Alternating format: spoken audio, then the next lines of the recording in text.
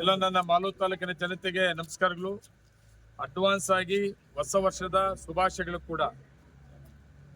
ವಿಶೇಷವಾಗಿ ನಮ್ಮ ಹೊಸ ವರ್ಷದಲ್ಲಿ ನಮ್ಮ ಲಿಂಗಾಪುರ ಕಿಟ್ಟಿ ಬ್ಲಾಕ್ ಕಾಂಗ್ರೆಸ್ನ ಅಧ್ಯಕ್ಷರು, ಮಾಸಿ ಬ್ಲಾಕ್ ಕಾಂಗ್ರೆಸ್ ಅಧ್ಯಕ್ಷರು ರಾಮಮೂರ್ತಿ ಅವರು, ನಮ್ಮ ಕಿಟ್ಟಿಯವರು, ಅವನಿಗೆ ಒಬ್ಬ ಮಗ ಇದ್ದ.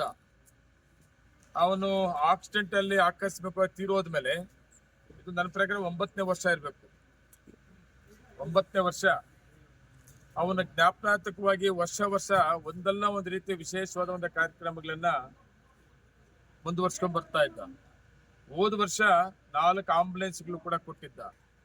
ಮತ್ತೆ ಒಂದೊಂದು ವರ್ಷ ಒಂದೊಂದು ರೀತಿ ಅಂಗನವಾಡಿ ಕೇಂದ್ರಗಳಿಗೆ, ಅಲ್ಲಿ ಮಕ್ಕಳಿಗೆ ಬೇಕಾದಂಥ ಮೂಲಭೂತ ಸೌಕರ್ಯಗಳನ್ನ ಕೊಡುವಂಥದ್ದು, ಒಂದೊಂದು ಕಾರ್ಯಕ್ರಮ ಒಂದೊಂದು ತರ ಇತ್ತು. ಈ ವರ್ಷ ವಿಶೇಷವಾಗಿ ಅವನ ಮಗನ ಜ್ಞಾಪನಾರ್ಥಕವಾಗಿ ಸುಮಾರು ಆಕ್ಸಿಡೆಂಟ್ಗಳಲ್ಲಿ, ಅತಿ ಹೆಚ್ಚಿಗೆ ಬೈಕ್ ಆಕ್ಸಿಡೆಂಟ್ಗಳಲ್ಲಿ ಇವತ್ತು ಮರಣ ಹೊಂದಿರೋದು ಒಂದು ರಿಪೋರ್ಟ್ ಕೂಡ ಇದೆ. ಅದರಿಂದ ಸುಮಾರು 2,000 ಬೈಕ್ ಸವಾರರಿಗೆ, ಬೈಕ್ ಓಡಿಸೋಂಥವರಿಗೆ ಎಲಿಮೆಂಟ್ಸ್ ಕೊಡೋಂಥದ್ದು ತೀರ್ಮಾನ ಮಾಡಿಕೊಂಡಿದ್ದಾನೆ.